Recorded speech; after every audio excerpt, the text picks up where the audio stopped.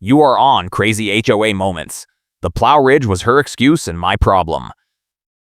Karen screamed that my curb snow pile was illegal under the HOA rule, and she was billing me for removal. You have 10 minutes to fix this, or the HOA vendor bills you. She stood 3 feet from my driveway, foam clipboard pad pressed against her chest so her pen would work in the cold, laminated rule card waving like a weapon. I had just pulled into my spot after a 12-hour shift coordinating a concrete pour and sub-zero wind. My hands were still numb.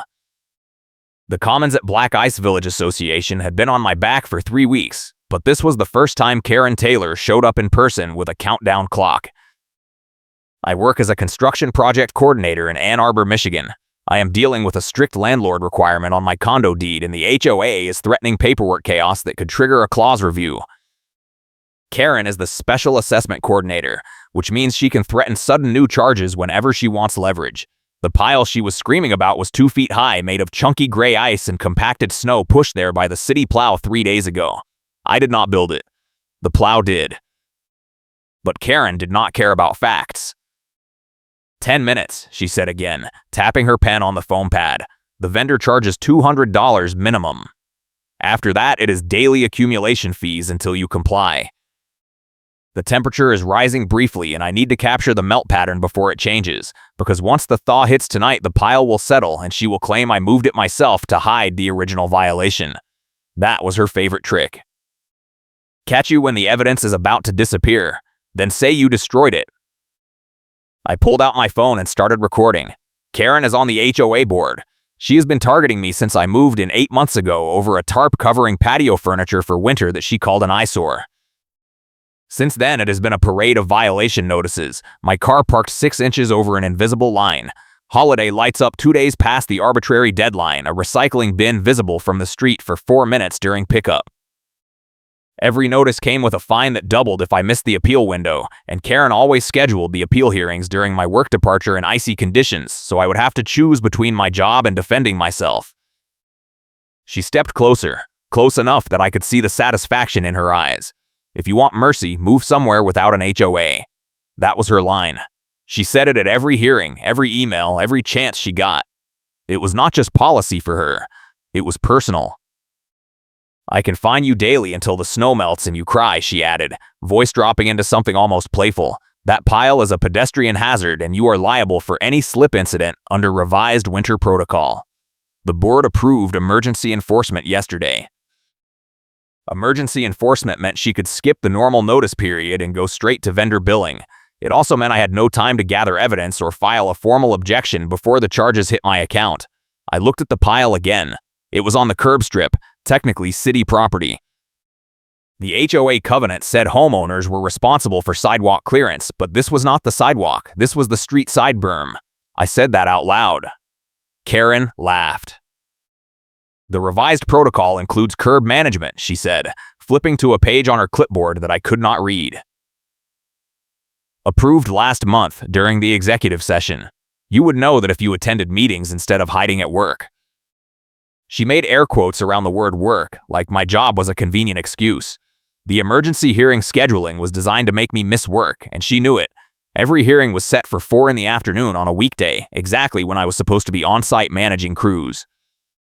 Missing a hearing meant an automatic ruling in her favor. Missing work meant losing my position. I wanted her to follow and say more, so I walked away on purpose. I went to my front door, unlocked it, stepped inside, and left the door open just enough to watch through the gap. Karen followed halfway up the walk, still talking. The vendor arrives at noon tomorrow if you do not move it tonight. I am filing the work order now. She pulled out her phone, and I heard her voice shift into the saccharine tone she used with contractors. Yes, this is Karen Taylor with the Commons at Black Ice Village Association. I need a priority snow removal for a code violation at Unit 14. She was calling them right in front of me, making sure I heard every word. $200 minimum, she confirmed into the phone. Bill the homeowner directly and copy the management company. She hung up and smiled at me through the gap in the door. Done. You have until noon tomorrow. If the pile is still there, you pay. If you move it yourself tonight, I will know, and I will document that you tampered with a violation scene. Either way, you lose. I closed the door and locked it. My hands were shaking. Not from the cold, but from the trapped feeling she was so good at creating. I had been documenting everything since the tarp incident. Photos, emails, recorded voicemails, meeting minutes I requested through public records. The management company always sent redacted versions, and Karen had a habit of editing meeting notes after the fact to make her actions look justified. A neighbor who sits near the front at meetings and records everything had been helping me quietly. Her name was Diane, and she had lived here for 6 years. She hated Karen more than I did, but she was careful. She never spoke up during hearings because Karen had once threatened her with an amenities lockout over a guest parking complaint. I texted Diane. Karen just threatened vendor billing for the curb pile, called them in front of me, recording attached. She replied in seconds. She did the same thing to the Kowalskis last winter. They paid $400 before they realized the vendor was her brother-in-law. I stared at that message. Her brother-in-law. I pulled up the vendor company name from the voicemail Karen left 2 weeks ago about sidewalk salt compliance. Great Lakes Property Services. I ran a business lookup. Owner, David Taylor. Shared address with Karen Taylor on the tax records. That was the trump card. Not just her abusing her HOA role, but funneling money to family. I did not tell Diane yet. I wanted more proof before I moved. The management company was already dodging my records requests, and I knew if I accused Karen without ironclad evidence, she would bury me in retaliatory fines so fast I would never dig out. I spent that night photographing the snow pile from every angle, measuring it with a tape measure I pressed into the slush, marking the exact location on the curb with bright orange survey flags I kept from a job site.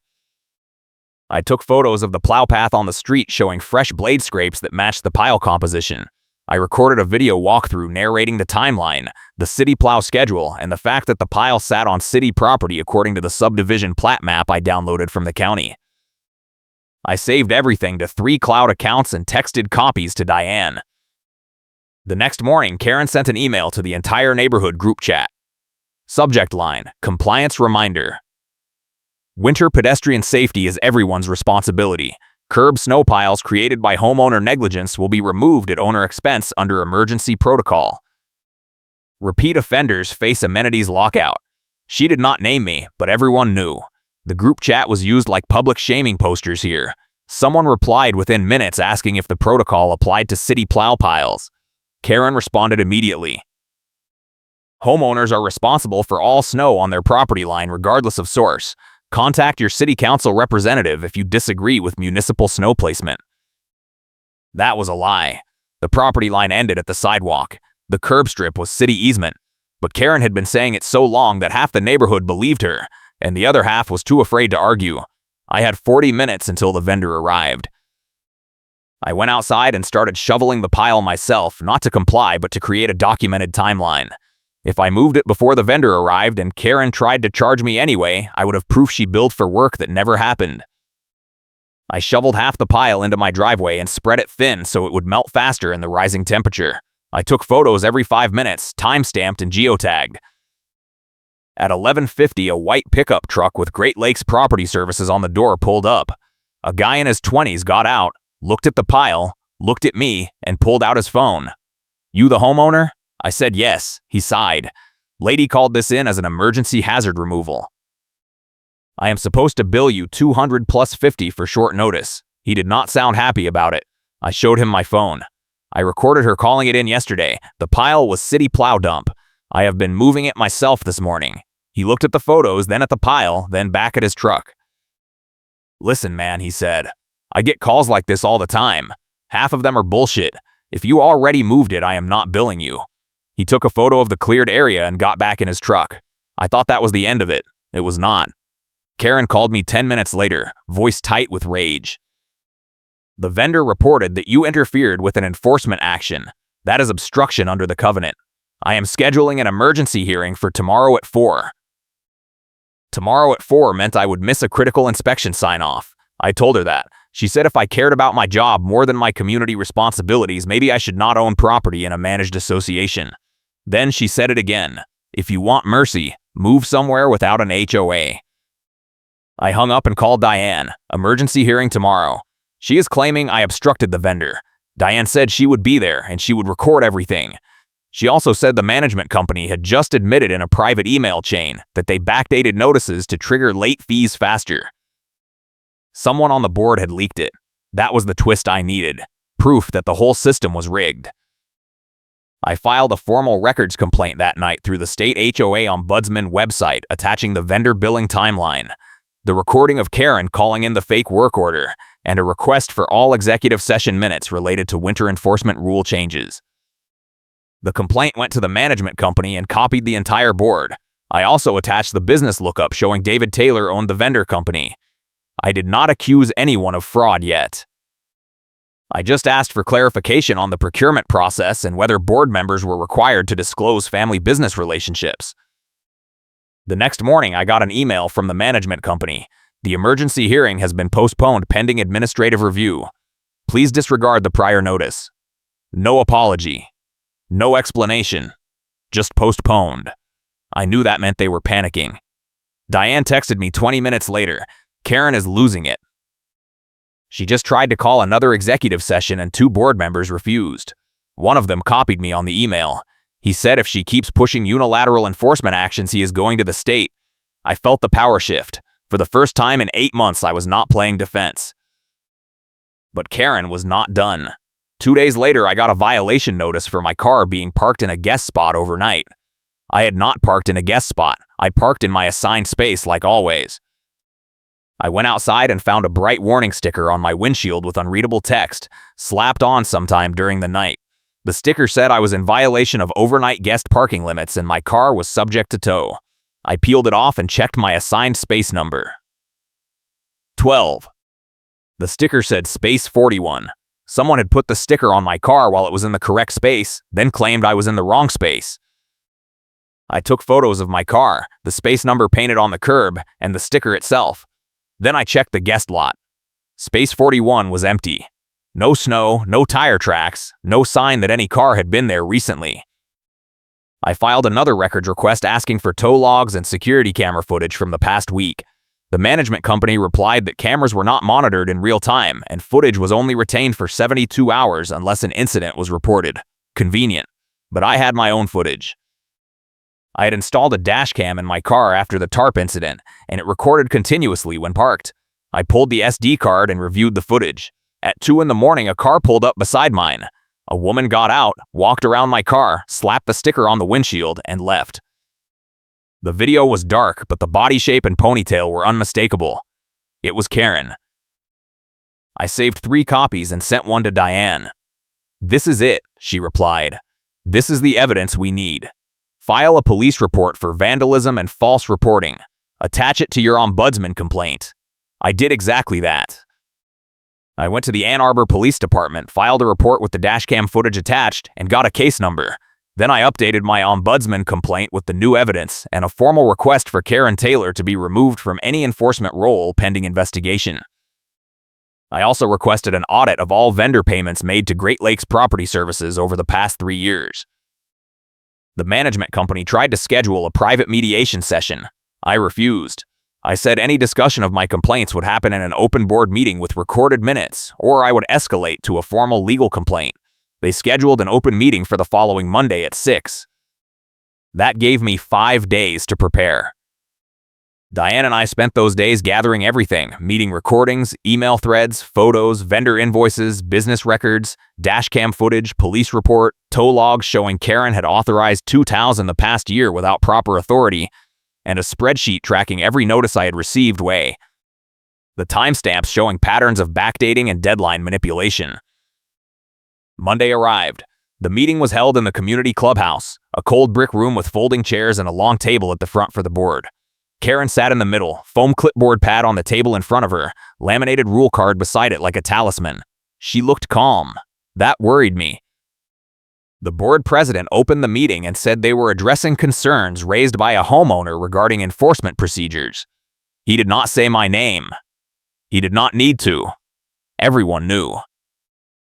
Karen spoke first. She said I had been a problem resident since day 1, repeatedly ignoring community standards and undermining board authority. She said the snow pile was a legitimate hazard, the vendor billing was proper, and my complaint was retaliation for being held accountable. She said the dashcam footage was inconclusive and probably edited. She said I had a history of lying to avoid fines.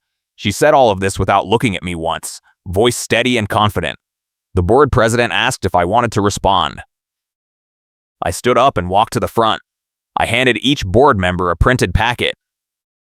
Inside was everything: the vendor billing timeline, the business lookup showing David Taylor, the dashcam footage stills, the police report, the tow logs, the backdated notice spreadsheet, and a highlighted copy of the covenant showing that the curb strip was city property. I also included a printed transcript of the recording where Karen said, "I can fine you daily until the snow melts and you cry."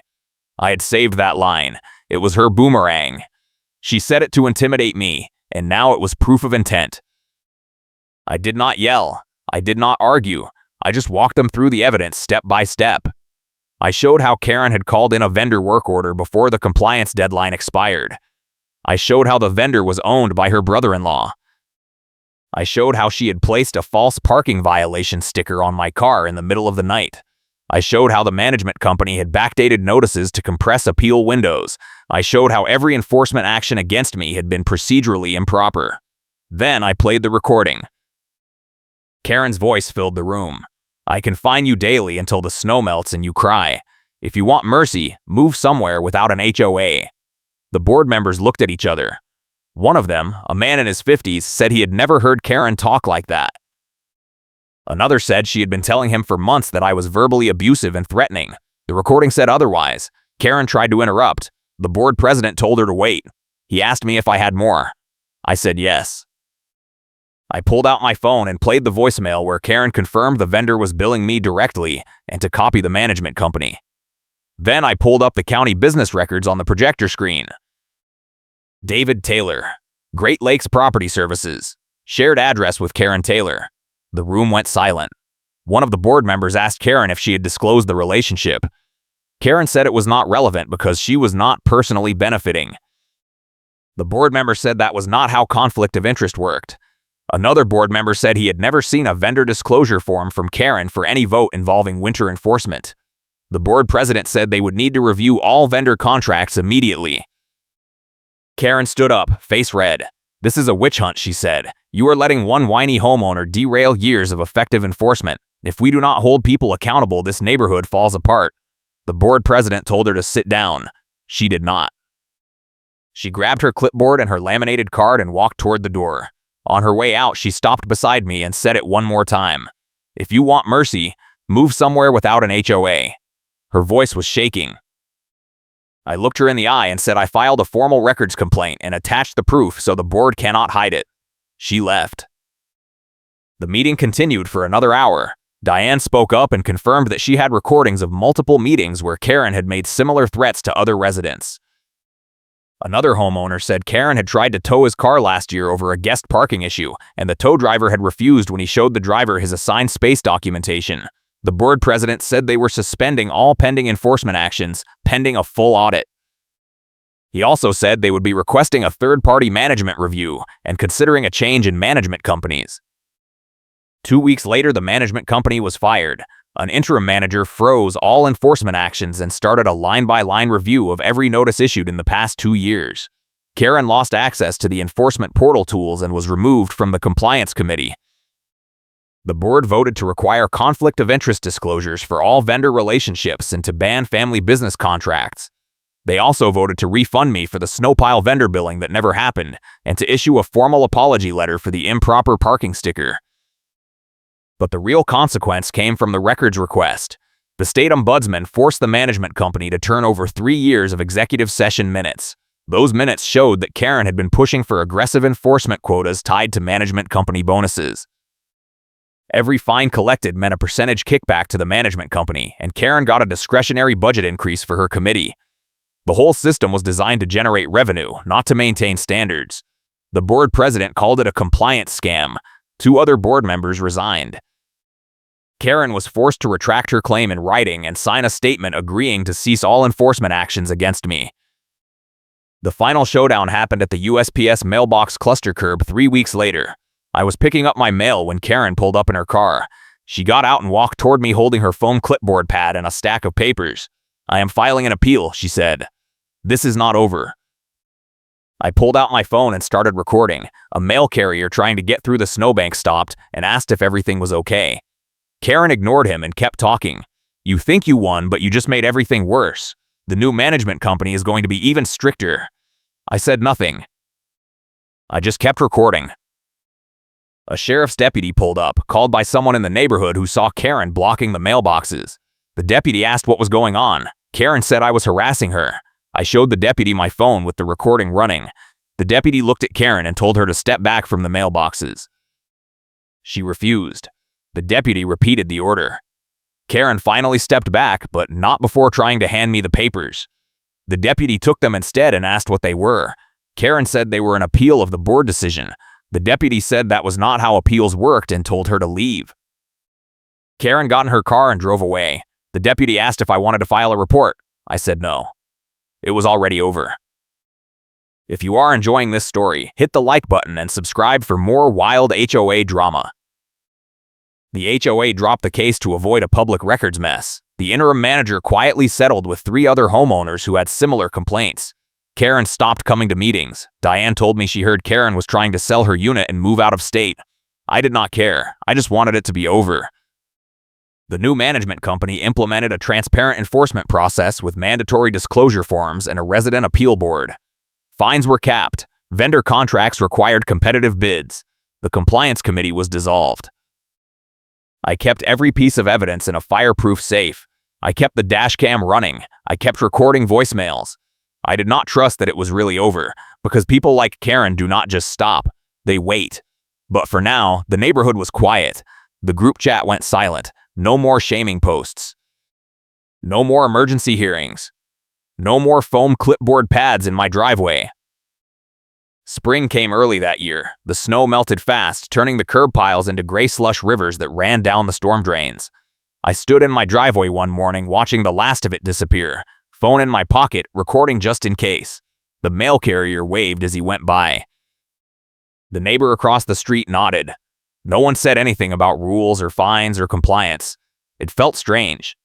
For 8 months, I had lived in a constant state of defense, waiting for the next notice, the next hearing, the next threat.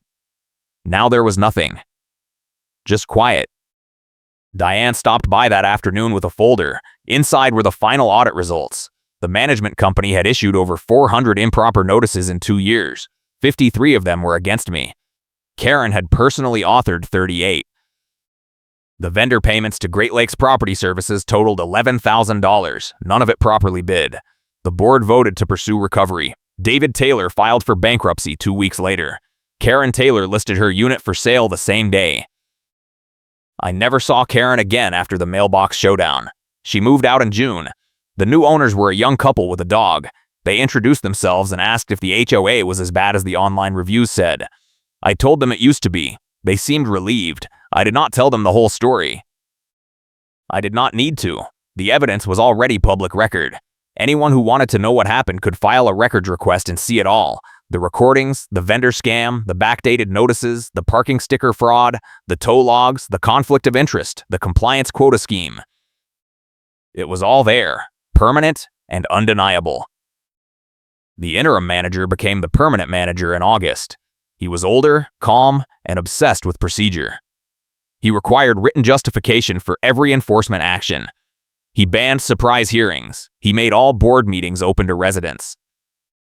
He posted meeting minutes online within 48 hours, unredacted. He fired the old attorney and hired a new one who specialized in homeowner rights. The neighborhood changed. People started talking again. The group chat became a place for organizing block parties instead of shaming posts. The board elections in the fall brought in 3 new members who ran on transparency and accountability. The old guard lost every seat. I stayed. I thought about selling, especially during the worst of it, but I stayed. Not because I loved the place, but because I refused to let people like Karen win by running me out. I had signed a mortgage. I had a job. I had a life. I was not going to let a foam clipboard pad and a laminated rule card destroy that, so I stayed. And I watched the system change, and I kept my evidence safe just in case it ever tried to go back. 1 year later, I got a letter from the board. It was an official apology signed by all 5 members, acknowledging that I had been subjected to improper and retaliatory enforcement actions. They refunded every fine I had paid. They reimbursed me for the attorney consult I had done before filing the ombudsman complaint. They added a note at the bottom thanking me for holding the association accountable. I framed that letter and hung it in my home office, right next to the photo of the snow pile that started it all. Diane and I became friends. We still sit together at board meetings, not because there is drama anymore, but because it is important to show up. The new board knows we are watching. They know we have recordings. They know we will file complaints if they step out of line. That knowledge keeps them honest. It is not trust. It is accountability. And that is enough. The snow came back the following winter. The plows pushed it into the same curb piles. No one said anything. No one measured them. No one called vendors. The piles melted when the temperature rose and life went on. That is how it should have been from the start. But it took a recording, a dash cam, a business lookup, a police report, a state complaint, and a public showdown to get there. That is what it takes to fight an HOA. Not anger, not yelling. Just evidence, patience, and the refusal to let them wear you down. I still keep my dash cam running. I still save every email. I still record voicemails. Not because I am paranoid, but because I learned the lesson. People like Karen exist everywhere. They hide behind rules and boards and management companies. They use process as a weapon. They count on you being too tired, too busy, or too afraid to fight back. But if you document everything, if you stay calm, if you build the case piece by piece, you can win. It is not fast. It is not easy. But it is possible. The neighborhood is quiet now. The group chat is boring. The meetings are procedural. The rules are enforced fairly. It is everything an HOA should be and almost never is. I did not fix the whole system. I just fixed my corner of it. And that is enough. I will see you in the next upload.